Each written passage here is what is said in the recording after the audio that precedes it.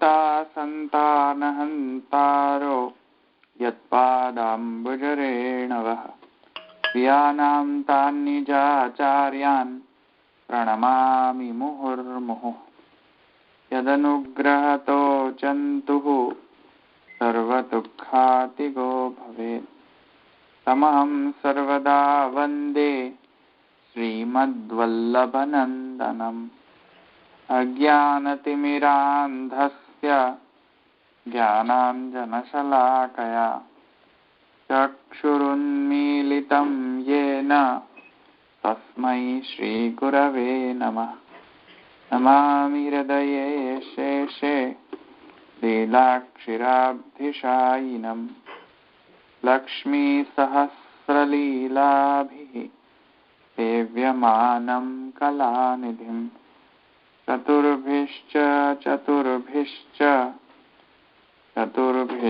स्त्रिभिस्तथा षड्भिर्विराजते योऽसौ पंचधा हृदये मम। चलो આપણે ક્યાંથી બાકી હતું? આપણે પેલું સમાકર્ષ એ જ કરવાનું છે ને? રેકોર્ડિંગ નથી કરવાનું ધવલભાઈ? કર્યું ને, ચાલુ થઈ ગયું રેકોર્ડિંગ. સમાકર્ષાત વાળું ચાલે છે ને? સમાકર્ષાધિકરણ ચાલે છે ને? એમાં આપણે ઉત્સર્ગ, અપવાદ અને પ્રતિપ્રસવ જોયું હતું ને? હા, પ્રતિપ્રસવ જોયું હતું. એટલે આજે નવું અધિકરણ ચાલુ કરવાનું છે કે બાકી છે? હજુ બાકી છે ને, ક્યાં પૂરું થયું છે? થોડું ઉત્તર પક્ષ બાકી છે. આપણે વિરુદ્ધ ધર્માશય સુધી જોયું હતું. તમ યથા ઉપાસ ભવતી, ત્યાંથી આપણે શરૂ કરીએ.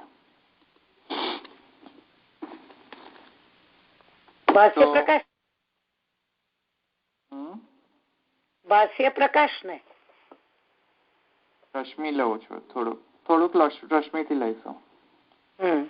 તમ યથા ઉપાસતે તથા ભવતી ઇતિ ફલજ્ઞાપનાર્થમ અસન્નેવ સ ભવતી ઇતિ. તો જે અસન્નેવ સ ભવતી બ્રહ્મેતિ વેચ્ચેદ, તો અસન્નેવ સ ભવતી જે છે એ શ્રુતિનો જે, એટલે કે તૈત્રીય ઉપનિષદનો જે શ્રુતિ છે અસન્નેવ સ ભવતી, એટલે કે તે અસત પણ થાય છે. તો જે અસન્નેવ સ ભવતી અસ્તિ બ્રહ્મેતિ વેચ્ચેદ, એમાં અસત બ્રહ્મની જે અસદાત્મકતા જે છે, કે જે બ્રહ્મ અસત થયો એવું જે કહ્યું જ્યાં ઉપનિષદમાં, ત્યાં તમ યથા ઉપાસતે તથા ભવતી ઇતિ ફલજ્ઞાપનાર્થમ અસન્નેવ સ ભવતી. બરાબર. અસન્નેવ સ ભવતી, અસત જેવું થઈ જાય છે બ્રહ્મ, અને અસત થાય છે એનો અર્થ શું છે? તો અહીંયા ત્યાં કહે છે કે ભક્તના જે ભક્તના ભાવાનુસાર જે વિભાવિત ભગવાન જે થાય છે, તે ફલરૂપ જે ભગવાન જે છે, તે ફલરૂપ ભગવાનની જે ફલરૂપતા જે છે દર્શાવવા માટે અસન્નેવ સ ભવતીથી અર્થ કર્યો. એટલે કે અસન્નેવ સ ભવતી એટલે કે અહીંયા સદ નહીં હોવું એ અર્થ નહીં લેવો. અસદ એટલે સદ એટલે હોવું, અસદ એટલે નહીં હોવું. અને અ લગાડીએ, નય સમાસ લગાડીએ તો ત્યાં 6 અર્થ થાય છે નય સમાસના, અને એમાંનો એક અર્થ છે અભાવ. તો પણ એટલે સતનું વિરુદ્ધ અસત નહીં સમજવાનું, રાઈટ? હજુ મને કમ્પ્લીટ કરી લે. હા, એટલે સદનો જે અભાવ જે છે એ સદનો અભાવ એ અસદ નહીં અહીંયા સમજવાનો. બરાબર.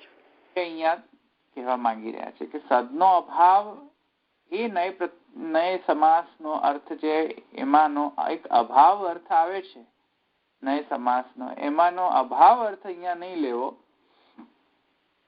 કેમ કે જો બ્રહ્મનો સ્વયમેવ અભાવ હશે તો જેનો અભાવ જ છે તે નિત્ય કઈ રીતે હોઈ શકે? બરાબર. બ્રહ્મનો અભાવ એવું તો નહીં જ લઈ શકાય એવો અર્થ. તેથી કરીને નય સમાસથી જે નય સમાસના જે 6 અર્થો થાય છે તેમાંનો અન્ય અર્થ લેવો જોઈએ, અભાવ અર્થ નહીં લેવો જોઈએ. અને અન્ય અર્થ એ અર્થમાં છે એ હવે આપણે જે અન્ય અર્થ શું છે અસદનો એ હવે આપણે આગળ બતાવશે. અહીંયા સુધી સમજમાં આવ્યું? બરાબર. બીજા બધાને સમજમાં આવ્યું? હા, ઓકે.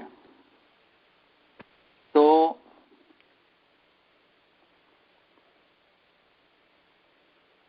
ક્યાં ગયું? હા, તો જે શ્રુતિ હતી કે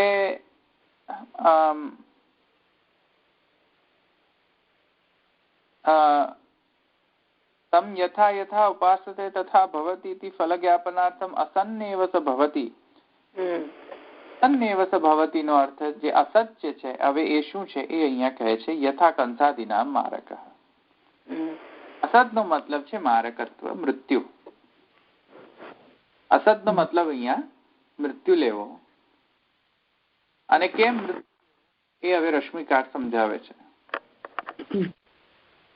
અસન્ન ઇતિ ભાષ્યમ વિવૃતુમ આહ તત્ર ઉદાહરણમ ઇતિ મારક ઇતિ આદિપદેન ચાણૂરશલાનામ મારકઃ કંસચાણૂરશલાનામ મારકઃ.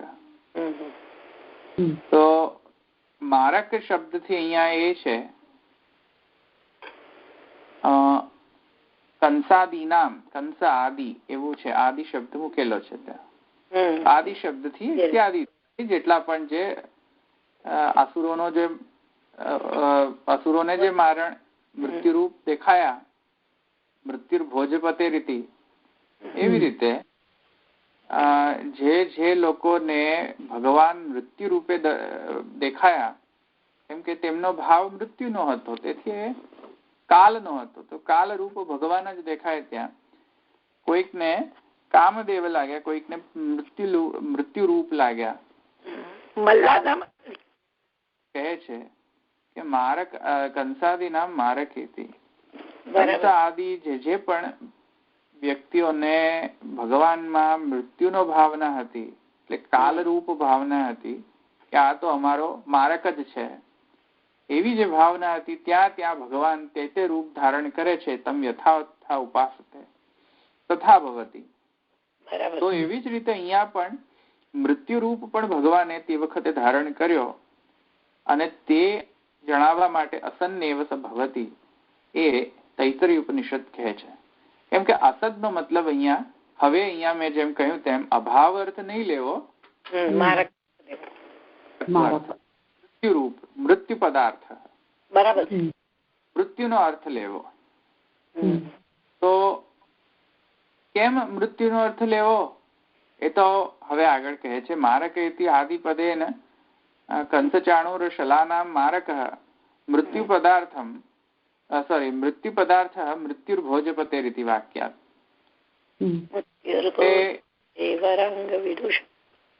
મારકોપી ભાવનાન મૃત્યુરીતિ ભેદાન્વયઃ. મૃત્યુ અને મારકનો અભેદ છે તે તો સમજમાં આવે છે. અસન મૃત્યુ રીતિ કેમ કીધું? હા, પદાર્થ કહેવાનો પદ નો અર્થ એમ? હા, મૃત્યુ પદ નો અર્થ છે મૃત્યુ ભોજપતે. છે ને મૃત્યુ ભોજપતે વરાંગ વિદુષામ તત્વમ પરમ યોગીનામ. એ બરાબર, પણ મેં કહ્યું આ પદાર્થ નો કોઈ પદ નો અર્થ એવો જ અર્થ લેવાનો છે ને? એને મૃત્યુ પદ જ. મારકોપી ભાવના મૃત્યુરીતિ ભેદાન્વય અસન મૃત્યુરીતિ બૃહદારણ્યકાત. અસદને મૃત્યુરૂપથી સરખામણી બૃહદારણ્યક ઉપનિષદમાં પણ કરવામાં આવી છે કે જે શબ્દાર્થ અસદ શબ્દ જે છે એનો અર્થ મૃત્યુ લીધો છે. ત્યાં બૃહદારણ્યક ઉપનિષદમાં પણ એવો અર્થ લીધો છે. નિગમાયાન બભૂવ એવમ અસત્વેન ઇતિ एवं पूर्वोक्त प्रकारेण एवं च असन इति श्रुतौ स परमात्मा असन मृत्युर्भवति यो असद ब्रह्म मृत्युर्ब्रह्मेति वेदस्मरति स्म भावयति स्मेति यावत्. બૃહદારણ્યક ઉપનિષદ માં આવું કહેવામાં આવેલું છે કે ચ અસન ઇતિ શ્રુતૌ સ પરમાત્મા અસન મૃત્યુર્ભવતિ, તે મૃત્યુરૂપ પણ ભગવાન બને છે. એટલે મૃત્યુરૂપ ભગવાન બને છે એટલે કે ભગવાનની જે યતો વા ઈમાની ભૂતાની જાયંતી યેન જાતાની જીવંતી યત પ્રયંતી અભિસંવિશંતિ, અભિસંવિશંતિ વાળો જે ફંક્શન છે બ્રહ્મનો ત્યાં એક્ટિવેટ મૃત્યુ શબ્દ કહેવાથી. તો સૃષ્ટિ પ્રલય કે આશ્રય ભાવાપત્તિ જે છે તે અહીંયા કહેવાનો અર્થ છે કે બ્રહ્મ જ સ્વયં આશ્રય ભાવાપન એટલે કે જગત જ આશ્રય ભાવાપન્ન બને છે બ્રહ્મમાં. તો એ અહીંયા મૃત્યુ શબ્દથી અહીંયા કહેવામાં આવેલું છે. એટલે અહીંયા ત્યાં એ પણ એમ કહેવામાં છે કે અસન્નેવ સ ભવતિ, એટલે એ અસદરૂપ પણ છે. અસદરૂપ છે એનો મતલબ હવે સિદ્ધ થઈ ગયો કે સદ નથી એવું નહીં. તો હવે આગળ કેમ કે સદ નથી એવું હશે તો ઘણી બધી શ્રુતિઓનો વ્યાકોપ થશે. તો આગળ કહે છે યો અસદ બ્રહ્મ મૃત્યુર બ્રહ્મેતિ ઇતિ વેત્તિ નાર્થ ઓમ તત્સત ઇતિ ત્રિવિધ બ્રહ્મ દર્શન નિર્દેશાત નિત્યાનિત્ય સંયોગાપત્ય ન ચ ય ઇત્યત્ર નિત્યાનિત્ય સંયોગ ઇતિ વાચ્યમ. આપણે અત્યારે ઇમ્પોર્ટન્ટ નથી, હું આને સ્કીપ કરું. વેદસ્ય આધિદૈવિક પ્રતિપાદકત્વાદ તદ્ધૈક ઇત્યાદિના આપણે આને હવે આપણે સમજીએ. તો પહેલો તો તમને ખ્યાલ આવી ગયો ને કે અસન્નેવ સ ભવતિ એ અર્થ. એટલે હવે એનું પણ મહાપ્રભુજી નિરાકરણ કરી દીધું. હવે જે રહ્યું છે તે તદ્ધૈક આહુર ઇત્યત્ર. તદ્ધૈક આહુર એમાં શું કહ્યું હતું? આહુર અસવેદમ અસદ એવમ ઇદમ અગ્ર આસીત એમ કહ્યું હતું ને. અસદ એવ અગ્ર આસીત. તો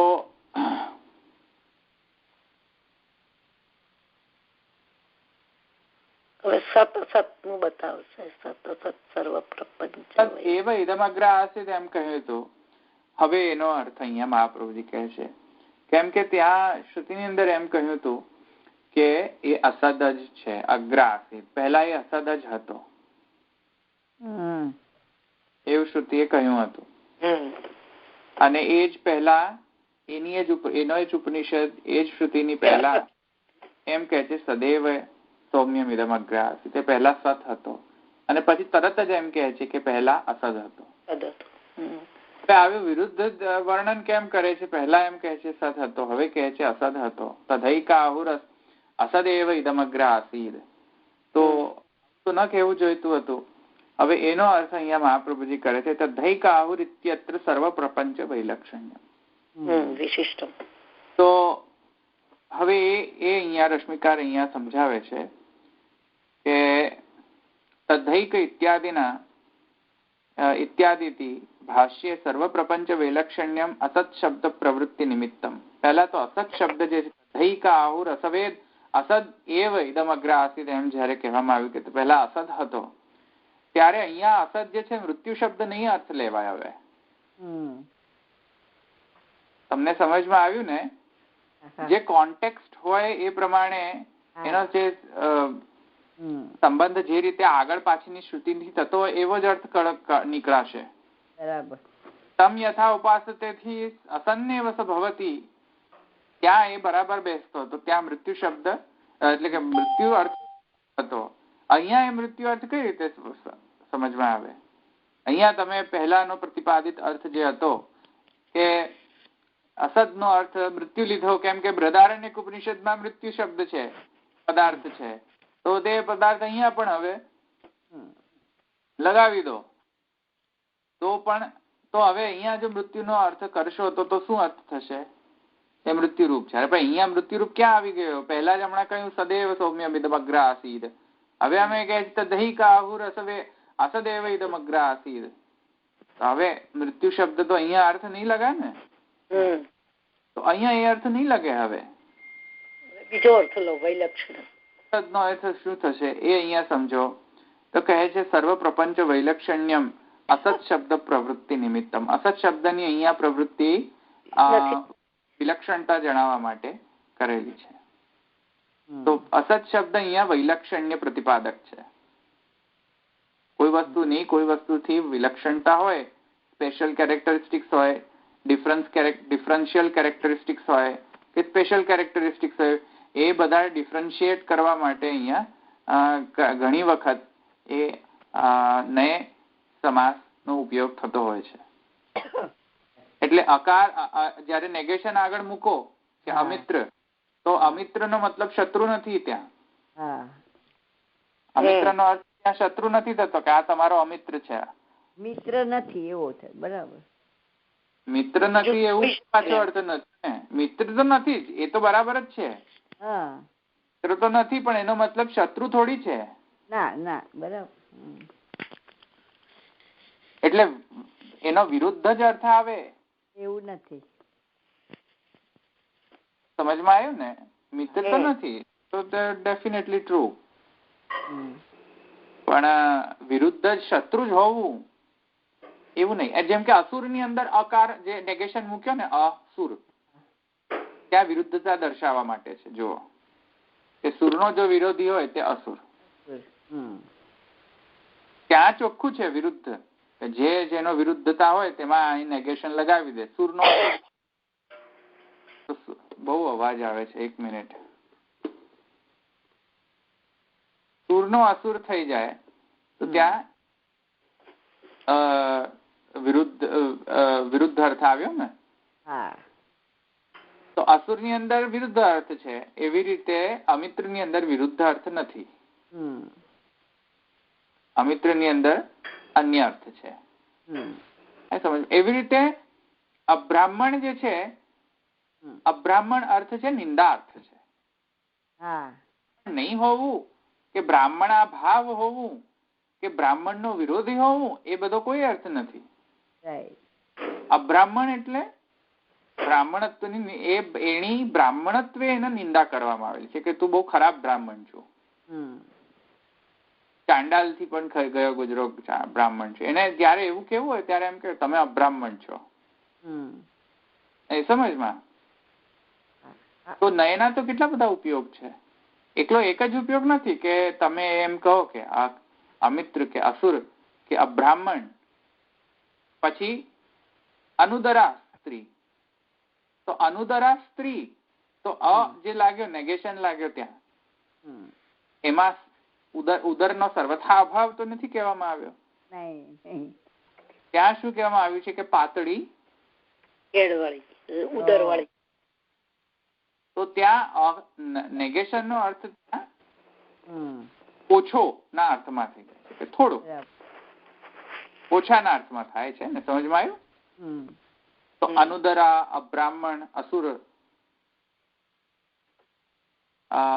અમિત્ર, આ બધા કેવા બધા જે અર્થ છે નય સમાસના અર્થ છે.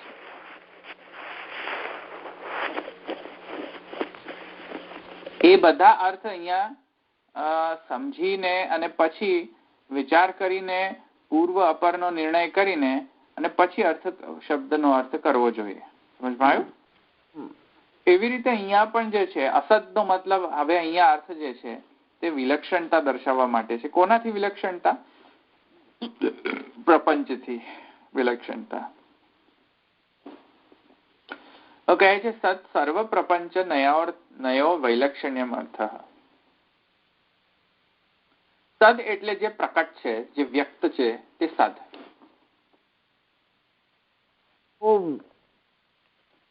હા, અને વ્યક્ત શું છે? જગત વ્યક્ત છે. બ્રહ્મ વ્યક્ત છે? બ્રહ્મ વ્યક્ત નથી. વ્યક્ત શું છે? જગત છે.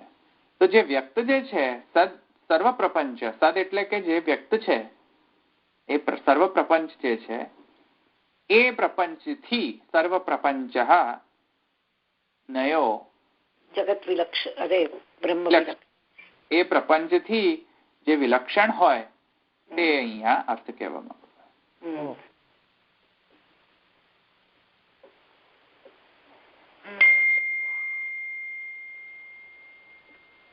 અવાજ આવે છે. તો સર્વ પ્રપંચ નયો વૈલક્ષણ્યમ અર્થ સદવિલક્ષણ સદવિલક્ષણત્વ તત્ સત અસત સર્વ પ્રપંચ વૈલક્ષણ્ય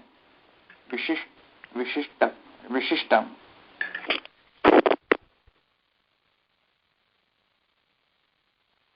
સર્વ પ્રપંચ વૈલક્ષણ્યમ અને વિશિષ્ટમ ઇદમ ઇત્યુક્ત પ્રપંચાભેદ કથનાત પ્રપંચ રૂપોપી સ ઇતિ અર્થઃ. એ પ્રપંચ રૂપ પણ છે અને પ્રપંચથી વિલક્ષણ પણ. એ રીતે અહીંયા અર્થ કરવા માટે શ્રુતિ એમ કહે છે કે સદેવ સૌમ્યમ ઇદમગ્ર આસીત. સદેવ, સદ એટલે જે પ્રપંચ રૂપ જે છે તે જ અહીંયા પ્રપંચ રૂપોપી બ્રહ્મ. એટલે પ્રપંચ રૂપ જ બ્રહ્મ થાય. બ્રહ્મ પ્રપંચ રૂપ, પ્રપંચ જે છે તે પણ બ્રહ્મનો જ રૂપ છે. અને કહે છે તદૈકાહુર અસદ એવ ઇદમ અગ્રાસ. એ અસદ હતો પહેલા, એ કહેવાનો અર્થ શું છે કે તે પ્રપંચથી પણ વિલક્ષણ હતો. સમજમાં આવ્યું? એટલે કે પ્રપંચથી પણ વિલક્ષણ છે. આવ્યું સમજમાં? એટલે પ્રથમ પક્ષની અંદર પ્રપંચ રૂપ અને દ્વિતીય પક્ષમાં પ્રપંચ રૂપોપી સહિતિ પ્રથમ પક્ષ, એ આપણે લઈ લીધું. હવે કહે છે જો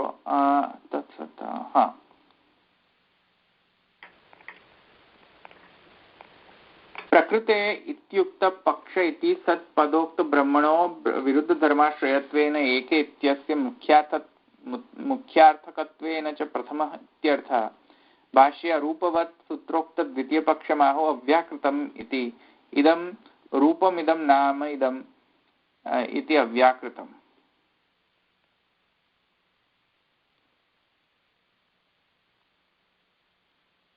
આ તો મેં તમને સમજાવ્યું તો અવ્યાકૃતમ જે છે તો સમજાવ્યું હતું ને મેં તમને પહેલા. અવ્યાકૃત છે એ અસત પક્ષના સમાન છે એમ કે છે મહાપ્રભુજી. અવ્યાકૃતમ અસત પક્ષેણ તુલ્યમ એમ કે છે. આપણે પહેલા બીજી એક શ્રુતિ પણ જોઈ હતી ને કે અવ્યાકૃતમ આસીત. અસત એવ ઇદમ અગ્ર આસીત અને પછી બીજી શ્રુતિ હતી અવ્યાકૃતમ આસીત હતું ને.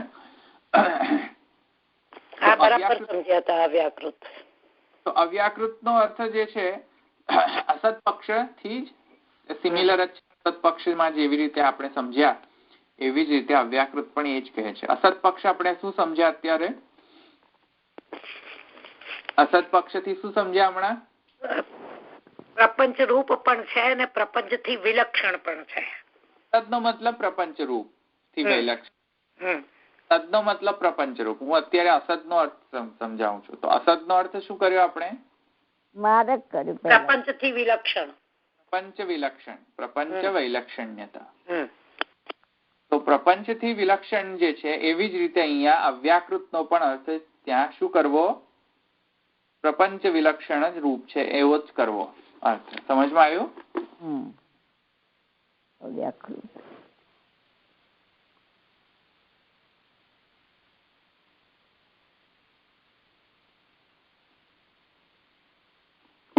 હવે નાસદાસીન નો સદાસી. હવે એ રવિ ને એના પછી એ શ્રુતિ છે ને નાસદાસીન નો સદાસી. હવે એનો અર્થ શું કરવો? હવે કહે છે જો નાસદાસીન ઇતિ ન અસત સદ વિલક્ષણો મૃત્યુ. હવે પાછું અહીંયા જો અસત સદ વિલક્ષણ. નાસદાસીન નો સદાસી કયો છે શ્રુતિ? 1 મિનિટ. નાસદાસી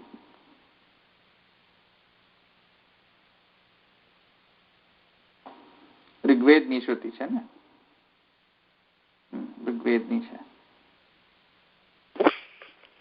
ઋગ્વેદ છે. પ્રભુજી જો અહીંયા એટલે રશ્મિકાર એમ કે છે નાસદાસીદ ઇતિ ન અસત સદ વિલક્ષણો મૃત્યુ. હવે અહીંયા અસત નો અર્થ અહીંયા ફરી પાછું કે છે સદવિલક્ષણ, સદવિલક્ષણ મૃત્યુ. સદવિલક્ષણ મૃત્યુ જે છે એ અહીંયા અર્થ ગ્રહણ કરો.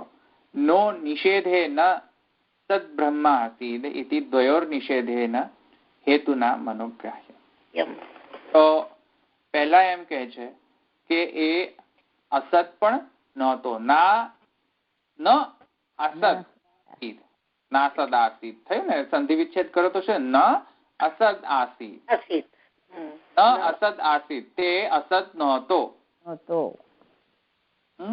પછી કે છે સદાસીદ, ના સદાસીદ ન સદાસીદ સંધિ વિચ્છેદ એવું થશે. ના સદાસીન ન સદાસીદ, તે પહેલા અસદ નહોતો, તે પહેલા સદ નહોતો.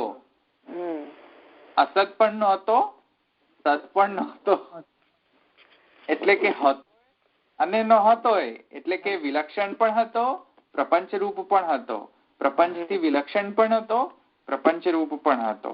આવી રીતે જે મૃત્યુ પણ હતો એ મૃત્યુ નહોતો પણ ખરો. આવી રીતે કહે ત્યારે નો અર્થ છે કે અહીંયા એ અર્થ કરે છે કે મનો અગ્રાહ્યમ, મનથી અગ્રાહ્ય છે. યતો વાચો નિવર્તન્તે અપ્રાપ્ય મનસા, તો એ વાણીથી પણ અગ્રાહ્ય છે. યતો વાચો નિવર્તન્તે અપ્રાપ્ય મનસા સહ મનોગ્રાહ્યમ.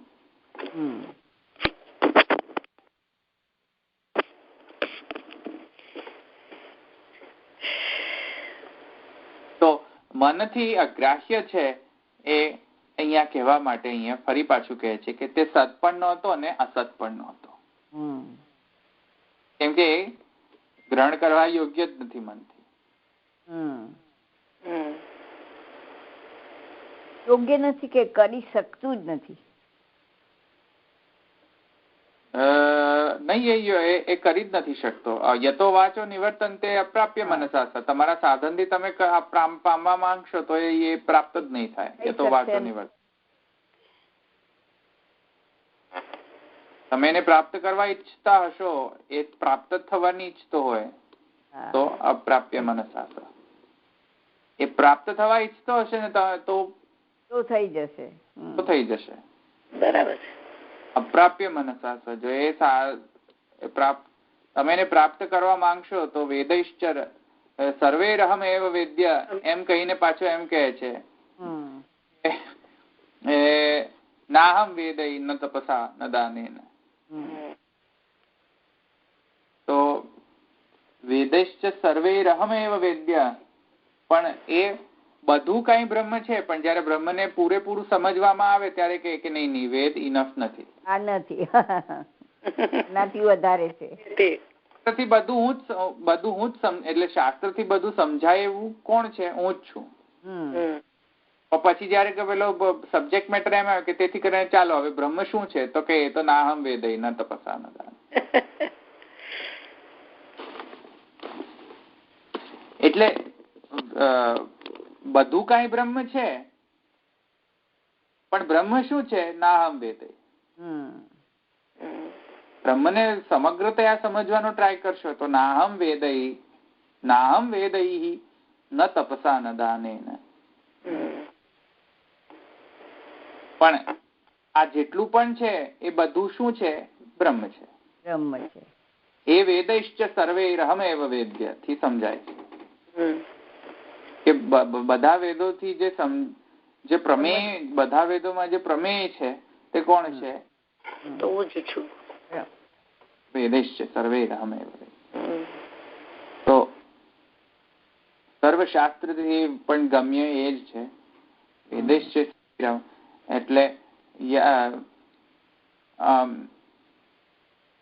સર્વે વેદા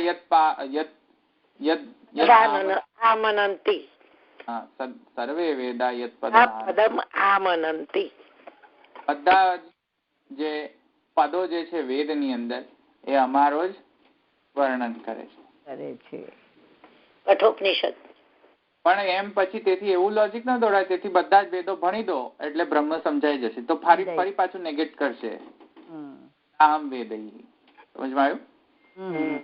એવું નહીં સમજી જાવ કે બધા કેમ કેમ કહ્યું ભગવાને કે બધા જ પદો જે યત પાદમાં મનંતી, તો બધા જ જે પદો જે છે બધું જ જેટલું પણ છે એ બધું બ્રહ્મ સમજાય છે, તો બ્રહ્મ જ બધું બ્રહ્મનું જ વર્ણન છે બધા જ પદોથી. તો એટલે બધા જ વેદો વાંચી મારો એટલે બધો આખો બ્રહ્મ સમજાય. તો એમ કહે છે કે ના એ અસન્ય એવ સભવતી. લે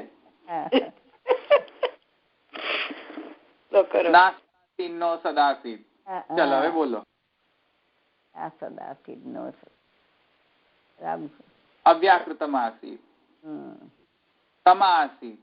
હવે બોલો. પકડાશે જ નહીં. બધા શાસ્ત્રો વાંચી દેશો ને તો પણ બ્રહ્મ તો નહીં પકડાય. ભલે એ બધા શાસ્ત્રોમાં વર્ણન બ્રહ્મનું જ છે, પણ 100% વર્ણન છે નોટ નેસેસરી. બધું જ એડ કરી, તો બધા વેદ શાસ્ત્ર બધું એડ કરીને તમે બધું જ જ્ઞાન લઈ લો ને છતાંય બ્રહ્મ તો પાછું અધૂરું ને અધૂરું જ જ્ઞાન રહેશે. બ્રહ્મ જ્ઞાન તો એટલે બ્રહ્મનું સમગ્રતયા જ્ઞાન લેવું અશક્ય છે. તે જ અહીંયા કહે છે નાસુદાસીન નો સદાસીન. સમજમાં આવ્યું? એ બધું વાંચવાથી એટલે તો ત્યાં કઠમુંડક ઉપનિષદ ની અંદર ત્યાં ચોખ્ખું કહેલું છે કે નાયમ આત્મા છે પ્રવચન એને લભ્યો ન મેં દયા ન બહુ નાશું તેને યમય વૈશવણું તેને લભ્યો પત્યું. બરાબર. તો એ અહીંયા નાસદાસીન નો સદાસીન એ અહીંયાથી સમજાવે છે. તો પછી એને સમજવાનો ટ્રાય કર્યા જ કરવાનો એમ. જો સમજવાનો નહીં ટ્રાય કરો ને તો પાછી પેલી આજ્ઞા આવી જાય, તમે યથા ઉપાસતે તથૈવ ભવતિ. લ્યો એટલે સમજવાનો ટ્રાય કરવો જ પડશે ને. તો કરવો જ પડે. જો નહીં કરો તો એમ કહે છે વારું ત્યારે અજ્ઞાન રૂપ હું થઈ જઈશ. એવું થઈ. બરાબર. અને જો કરશો તો એમ કે છે હા તમે જેવી ભાવના કરશો તમે યથા ઉપાસતે તથૈવ ભવતિ, તો હું એવું થઈ જાય. એટલે કરવું તો પડશે ને.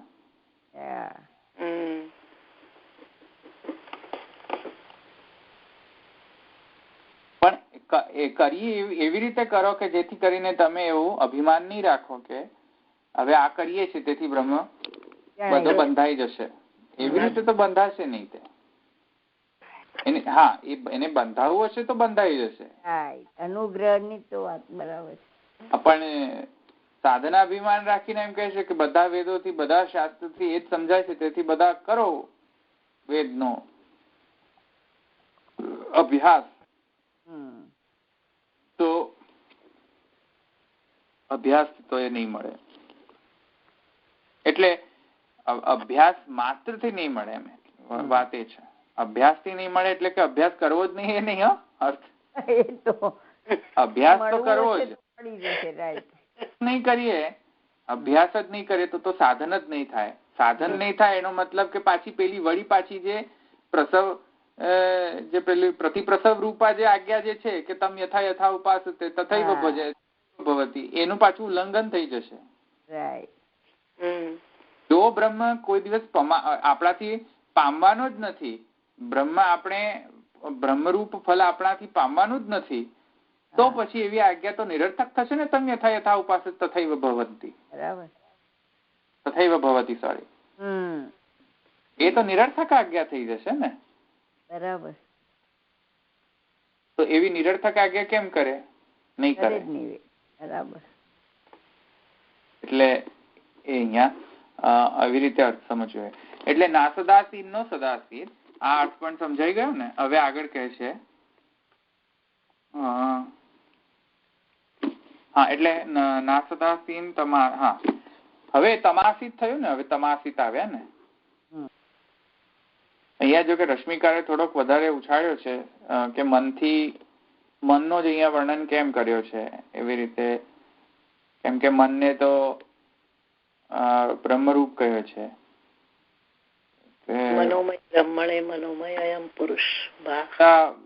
અહીંયા સબ્જેક્ટ આપણે જવાની જરૂર નથી એટલો બધો. તમાસીદ નો અર્થ અહીંયા મહાપ્રભુજી અનઅભિવ્યક્તમ એમ કહે છે. અનઅભિવ્યક્તમ એ અર્થ તમાસીદ નો છે. એટલે તમાસીદ હતો, તમ હતો જો પણ નહીં, તમ હતો. તો તમ હતો, તમ નો અર્થ અહીંયા પહેલા તો શું થઈ શકે? તમ નો અર્થ અંધકાર. તમસ નો અર્થ તો અંધકાર જ થશે ને. તો અંધકાર જો બ્રહ્મ નો અર્થ લે તો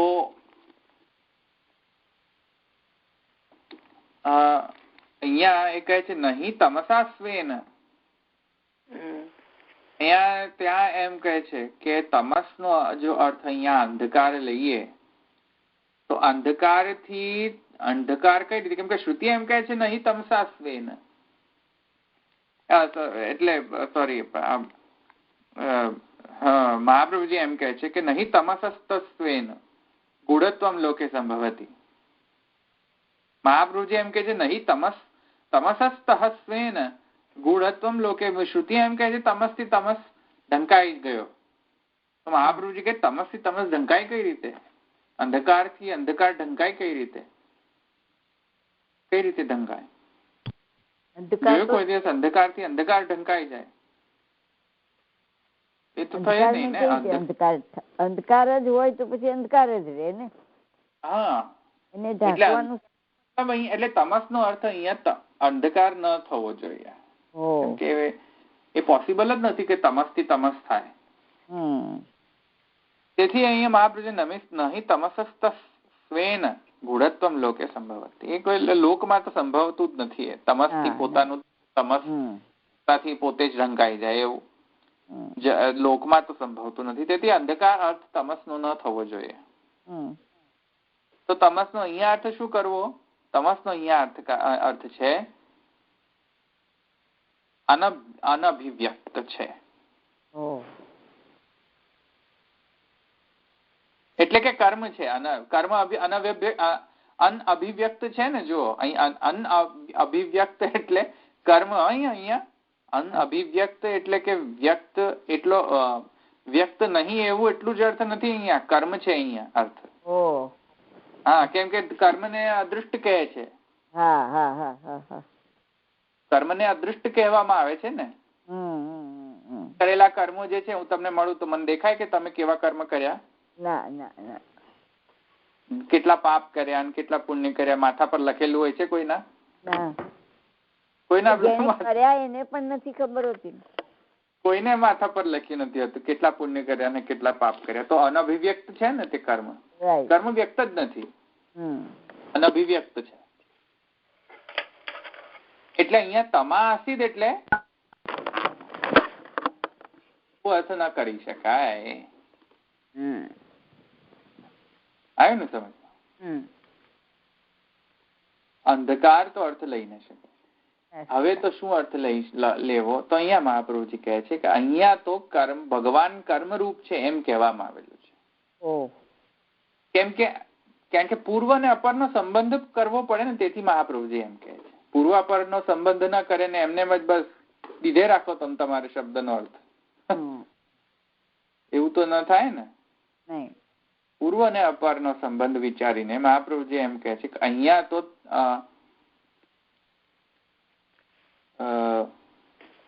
કર્મરૂપ નો અહીંયા અર્થ છે. અહીંયા રશ્મિકારે કહ્યું છે, થોડું વધારે એમનું વિવેચન કરેલું છે રશ્મિકારે. એક મિનિટ. તમાસી તત્રૈવ સુબોધિની તમાસી તમોપી બ્રહ્મૈવ સર્વતઃ સુસુપ્ત્યા અસામ્યાત ન પ્રકૃતિ કિમાવરીવ કુહકસ્ય શર્મંતિ કાર્યાશ્રય પ્રયોજનાભાવાત તસ્યાઃ કાર્યાશ્રય પ્રયોજનાભાવાત કિમ કાર્યમ કુહક કુત્ર કસ્ય શર્મન કસ્ય સુખાય આવરીવ एदमप्यवान्तरकल्पाभिप्रायेण प्रकृते कर्मापि इति यथा तमो कांक्षायां यस्य रूपम् अंधकारे तथा तमग्लानिर्वित्यस्य रूपं कर्मणि वाच्ये कर्मणो गहना गतिः कर्मणो गहना गतिरिति कर्मग्लानिं करोति इति एतेन कर्मणो हि पूर्वभावे श्रुतिरुक्ता અહીંયા રશ્મિકારે એનું બરાબર રીતે સમાધાન કરેલો છે. તમનો અર્થ અહીંયા ઘણા બધા કોષમાં અર્થ આપેલા છે. એમાંનો એક તો અંધકાર છે અને એવી રીતે કર્મ પણ છે. તો કર્મ પણ એક અર્થ છે, તમનો અર્થ અંધકાર પણ અર્થ છે.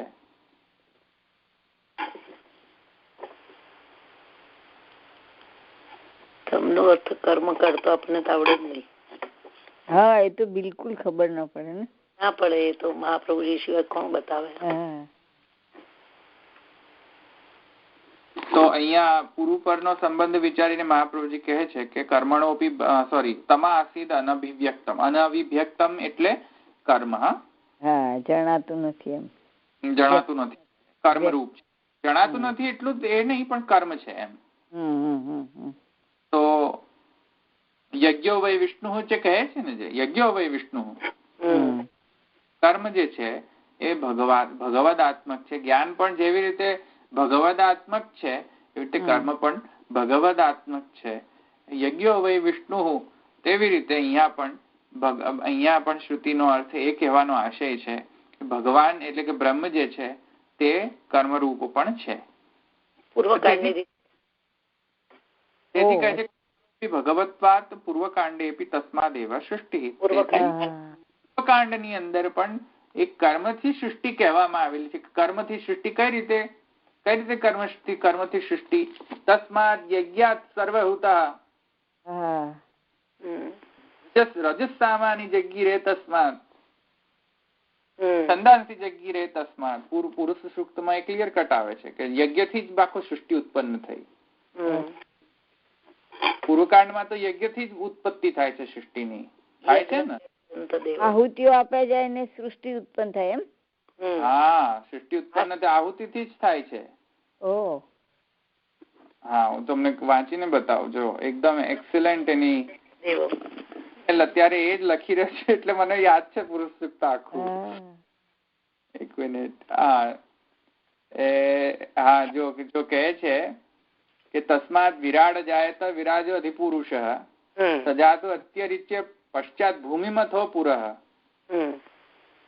પછી કહે છે યત પુરુષેણ હવિષા દેવા યજ્ઞમતન્વતા. હવિષ જે છે દેવા યજ્ઞમતન્વતા એ તેઓએ યજ્ઞ શરૂ કર્યો. વસંતો અસ્યાસીદાજ્યમ. આજ્ય જે છે વસંત રૂપ થયો. ભીષ્મ ઇગ્ન શરદ હવિ. હવિ જે છે શરદ થયું, શરદ ઋતુ થઈ હવિ. સપ્તાસ્યાસન પરિધય તે સપ્ત સમિધ કૃતા. સમિધ આ બધાની જરૂર પડે. સમિધ, હવિ, આજ્ય આ બધું યજ્ઞમાં જરૂર પડે છે. દેવા યજ્ઞતન્માનઃ અબધ્ધન પુરુષમ પશુમ. પુરુષ જે બલિ ચડાવવાની હોય છે, અબધ્ધન પુરુષમ પશુમ, એ પુરુષ પશુ બન્યો છે. યજ્ઞતન્માન તં યજ્ઞમ બર્હિષિ પ્રોક્ષન પુરુષમ ત્યાતમગ્રતઃ. એ તેન દેવા અયજંત સાધ્યા ઋષયશ્ચ. છે ને, તેન દેવા અયજંત સાધ્યા ઋષયશ્ચ. બધા અવયવો ભગવદ રૂપ છે. બરાબર છે, બધું ભગવદ રૂપ છે. સર્વહૂતા તે યજ્ઞથી જ આ બધું ઉત્પન્ન થયું. બરાબર. પૃષદાદ્યમ પશુગુમતાશ્ચક્રે વાયવ્યાન આરણ્યાન ગ્રામ્યાંશ્ચયે. તસ્માદ યજ્ઞાત સર્વહૂતા રજસામાની જગીરે છંદાંસી જગીરે તસ્માદ યજુસ્તસ્માદ જાયતા. તસ્માદ જાયંત येकेचो भयादता गावो हि जगीरे तस्मात् जाता जावयः. यत् पुरुषं व्यदुधुं कथिता व्यकल्पयन् मुखं किमस्य कौ बाहुर्कावुरूपादा उच्यते. मुखं બ્રાહ્મણોસ્ય બ્રાહ્મણો મુખમાસીત બાહુરાજન્યકૃત પુરુ તદસ્ય યદ્વૈશ્ય પદ્ન્યામ શૂદ્રો જાયત. આ જે 1 by 1 સૃષ્ટિ ઉત્પન્ન થઈ યજ્ઞથી, જે ઉત્પન્ન થયું જે બધેમાંથી 1 by 1 જે પુરુષની જે બલિ ચડી એ પુરુષની ચડાવીને જે બધું ઉત્પન્ન થયું ને એ જ બધું પુરુષ કોમ્પોનેન્ટ્સ બધા બહાર પ્રગટ થયા. સમજમાં આવ્યું ને? એ પુરુષના જ બધા કોમ્પોનેન્ટ્સ બહાર પ્રગટ થયા. પુરુષનો જે માને બ્રાહ્મણો મુખમાસીત, પુરુષનો જે મુખ જે છે ત્યાંથી બ્રાહ્મણો. વિરાટમાં પણ એ રીતે બતાવ્યું છે ને? વિરાટ જ પુરુષોક્ત એનું જ વર્ણન છે. આનું તો પછી યજ્ઞમાં કેવી રીતે થયું? કેમ? હા બોલો. મેં એવું કીધું કે વિરાટ નું જે બતાવ્યું છે એમાં પણ એ રીતે બતાવ્યું છે ને કે મુખમાંથી બ્રાહ્મણો ને બાહુઓ દેવતા ઇન્દ્ર રૂપ ને એ રીતે જે બતાવ્યું છે ને, તો પછી યજ્ઞમાંથી તમે એમ કહો છો કે પુરુષ રૂપે બતાવ્યું, એ વિરાટ જ થયા? ભગવદ એટલે કે જે આદિ પુરુષ જે છે, આદિ પુરુષ જે છે તે આદિ પુરુષને જયારે કામના થઈ ત્યારે તેણે બ્રહ્માંડ કર્યો. બ્રહ્માંડ માંથી વિરાટ ઉત્પન્ન થયો અને વિરાટ માંથી બીજું બધું પ્રકટ થયું, સૃષ્ટિ પ્રકટ થઈ. એ છે. તો વિરાટ ને પણ પુરુષ જ કહે છે. એટલે ડોન્ટ કન્ફ્યુઝ પુરુષ પુરુષ પુરુષ બધા ઘણા જાતના પુરુષો છે અહીંયા. તો પુરુષ વિધ બધા કેટલા બધા પુરુષ અહીંયા પુરુષનો અહીંયા મતલબ વિરાટ પુરુષ જે છે એ પેલો 3rd સ્ટેપ વાળો પુરુષ, પેલો આદિ પુરુષ નહીં. અચ્છા. આદિ પુરુષ એટલે બ્રહ્મ. એના આદિ પુરુષ જે કહે છે એટલે બ્રહ્મ કહે છે. આદિ પુરુષ જે છે એ આદિ પુરુષ માંથી બ્રહ્માંડ પ્રકટ થાય છે. સર્ગ લીલા. એક મિનિટ. એ બ્રહ્માંડ માં પછી એ પુરુષ પાછો અંતઃ પ્રવિષ્ટ થઈને એને સજાગ કરે છે, સજીવ કરે છે. એ સજીવ કરીને પછી જે પ્રકટ થાય છે અંડમાંથી જે પ્રકટ થાય છે વિરાટ પ્રકટ થાય છે. અને વિરાટ માંથી પછી બધું સૃષ્ટિ ઉત્પન્ન થાય છે, કેમ કે યજ્ઞ થી એ સૃષ્ટિ ઉત્પન્ન છે ત્યાં. કેમ કે સૃષ્ટિ ઉત્પન્ન કરવા માટે રો મટીરિયલ જોઈએ ને. મટીરિયલ ક્યાંથી લાવવાનું? બરાબર. ક્યાંથી લાવવાનું રો મટીરિયલ? એ તો બ્રહ્મમાંથી આવે ને, બીજે ક્યાંથી આવવાનું? આવશે. તો યજ્ઞ થી રો મટીરિયલ ઉત્પન્ન થાય છે. અચ્છા. યજ્ઞમાં પોતે જ હોમાઈ જાય છે પુરુષ. એ હોમાઈ જાય છે અને જુદા જુદા રૂપ નામથી એ પાછો પ્રકટ થાય છે, એનો પુરુષ. કેમ કે બીજો તો કોઈ છે જ નહીં હવિષા બનવા માટે, સમિધા બનવા માટે. બીજો કોણ? બરાબર છે. એ જ બ્રહ્મ પાછો સૃષ્ટિ બની જાય છે. સમજમાં આવે ને? પોતે જ હોમાઈ જાય છે. પશુ ગુમતા ગુમશ્ચા, પશુ ચક્રે વાયવ્યાન અને અબદ્ધન પુરુષમ પશુમ. એ છે. તો એ જ પાછો યજ્ઞથી જ બધું સૃષ્ટિ ઉત્પન્ન. પૂર્વકાંડમાં તો આ જ છે વર્ણન, યજ્ઞથી જ ઉત્પત્તિનો વર્ણન છે. તો મહાપ્રભુજી એમ કહે છે કે પૂર્વકાંડમાં પણ યજ્ઞથી જ તો સૃષ્ટિ ઉત્પન્ન થઈ છે એમ કહે છે. તો કર્મ પણ પાછો બ્રહ્મ જ થયો ને. બ્રહ્મ થયો. એટલે અહીંયા તમાસીત કહ્યું છે. એટલે કર્મ આસીદ. એ પહેલા કર્મ રૂપ હતો.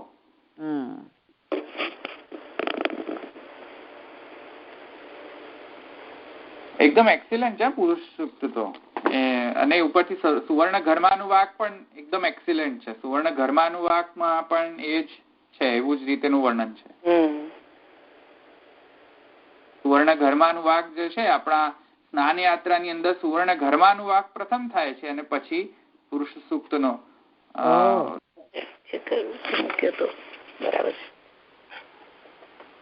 એ જોડે જોડે જ છે, આરણ્યકમાં જ છે, જોડે જોડેના જ પ્રપાઠકમાં છે. ઉપરનો પ્રપાઠક સુવર્ણ ઘર્માનુવાક છે અને નીચે નેક્સ્ટ પ્રપાઠક પુરુષ સૂક્તનો છે. કર્મણોપી ભગવતત્વાત પૂર્વકાંડેપી તસ્માદેવ સૃષ્ટિ. આ તો હવે સમજમાં આવી ગયું ને કે પૂર્વકાંડેપી તસ્માદેવ સૃષ્ટિ. એનાથી જ તો સૃષ્ટિ કહી છે પૂર્વકાંડમાં પણ. આ અહીંયા એનાથી એટલે અહીંયાથી કહી છે. ઓકે. ગૂઢત્વમ લોકે સંભવતી, આ મેં તમને સમજાવી દીધું. અથવા ક્વચિત વિલક્ષણાત બ્રહ્મ, ક્વચિત અવિલક્ષણાત, સોરી, ક્વચિત વિલક્ષણાત ક્વચિત અવિલક્ષણાત બ્રહ્મણો, ક્યાંક વિલક્ષણ છે ક્યાંક અવિલક્ષણ છે એવા બ્રહ્મમાંથી આ જગતો ઉત્પત્તિ થાય છે. ક્યાંક શબ્દોનો અસત શબ્દોનો અર્થ મૃત્યુ, ક્યાંક અસત શબ્દોનો અર્થ અવિલક્ષણતા, વિલક્ષણતા, આવી રીતે જુદી જુદા વર્ણનથી બ્રહ્મની અહીંયા વિરુદ્ધ ધર્માશ્રયત્વ, બ્રહ્મની સર્વભવન સામર્થ્ય રૂપતા અને બ્રહ્મની વિલક્ષણ રૂપતા, સદકાર્યવાદ સત્કારણવાદ, એ અહીંયા સમજાવવામાં આવેલું છે. ઓકે, ભગવતવાદ એવ સ્વયં કર્તૃકતા, તો પોતે ભગવાન સ્વતંત્ર કર્તૃક છે. કર્તૃક છે એ કોઈ પરતંત્ર કર્તૃક નથી આપણા જેવો કે આપણને કંઈક કરવું હોય તો બીજાનો સહારો લેવો જોઈએ, પાછું બીજાને રો મટીરિયલ લેવું છે. એ પોતે જ પોતાનામાંથી જ બધું ઉત્પન્ન કરે છે અને પોતે જ નિમિત્ત કારણ બને છે. અભિન્ન નિમિત્તોપાદાન છે. સંભવતી છે એક વાક્યત્વે અજ્ઞાનાન નિરાકરણાન યુક્તમ તસ્માત શબ્દ વૈલક્ષણ્યેન શ્રુતિ વિપ્રતિષેધો વક્તુમ ન શક્ય ઇતિ સિદ્ધમ. તેથી કરીને અસત આદિ શબ્દોનો અહીંયા અમે નિરાકરણ જે છે એ યોગ્ય નથી. અસત શબ્દોનું નિરાકરણ યોગ્ય નથી તમારા અજ્ઞાનને કારણે. એક વાક્યતા સંભવી શકતી હોય ત્યાં એમ કહેવું કે માત્ર અસત જ શબ્દ સાચો, બીજું બધું નહીં સાચું, એવું યોગ્ય નથી. કેમ કે યાદ કરો, પેલો પૂર્વ પક્ષે શું કહ્યું હતું? પૂર્વ પક્ષે પક્ષાંતર ન્યાય કહીને એમ કહ્યું હતું કે એ તદૈક આહુર અસદ એવ ઇદમગ્ર આસિદ, એ જ સાચું માનો, બીજું કશું સાચું ના માનો. પક્ષાંતર ન્યાયથી મેં સમજાવ્યું હતું ને તમને? હા, સમજાવ્યું હતું. તો એનાથી એ શું કહેતો હતો? બ્રહ્મ અસત છે. પણ અહીંયા મહાપ્રભુજીનું નિરાકરણ કે છે કે અસત શબ્દથી બ્રહ્મનું નિરાકરણ નહીં કરો કે અભાવ છે બ્રહ્મનો. સમજમાં આવ્યું? નિરાકરણ કઈ રીતે થાય છે? અસત શબ્દ બ્રહ્મ અસત છે એનાથી કઈ નય પ્રત્યાર્થ અભાવાર્થે નથી પ્રયુક્ત થયો અહીંયા. બરાબર. એટલે શબ્દોના ભેદના કારણે, તસ્માત શબ્દ વૈલક્ષણ્યેન, એ શબ્દોના વિલક્ષણતાના કારણે શ્રુતિ વિપ્રતિષેધ વક્તુમ ન શક્ય. જુદા જુદા છે. તેથી કરીને એવી રીતે નહીં માનવું જોઈએ કે શ્રુતિમાં વિપ્રતિષેધ છે, વિરુદ્ધતા છે, પરસ્પર વિરોધ છે, એવું નહીં માનવું જોઈએ. અહીંયા સમાકર્ષાધિકરણ સમાપ્ત થયો. નેક્સ્ટ આપણે કાલે જગત વાચિત્વ અધિકરણ શરૂ કરશું. પંચમ, પાંચમું. ચલો આપણે અહીંયા રાખીએ. કોઈને છે પ્રશ્ન? ચઢઈના ચરણ કેરો ભરોસો, ચઢઈના ચરણ કેરો, શ્રી વલ્લભ નખ ચંદ્ર છટા બિના, સબ જગમાં જય ધેરો ભરોસો, ચઢઈના ચરણ કેરો, સાધન યોર નહીં આ કલી મેં, જાસો હોય નિવેરો, સુર કહા કહે દિવિધાંધરો, बिना मोल को चेरो भरोसो, दृढ़ चरण न केरो. वल्लभाधीश की जय. गोपीनाथ प्रभु चरण की जय. श्री गोसाई जी परम दयाल की जय. श्याम सुंदर श्री अमने महारानी की जय. श्री द्वारिकाधीश की जय. सर्व वैष्णव जय श्री कृष्ण. जय श्री कृष्ण.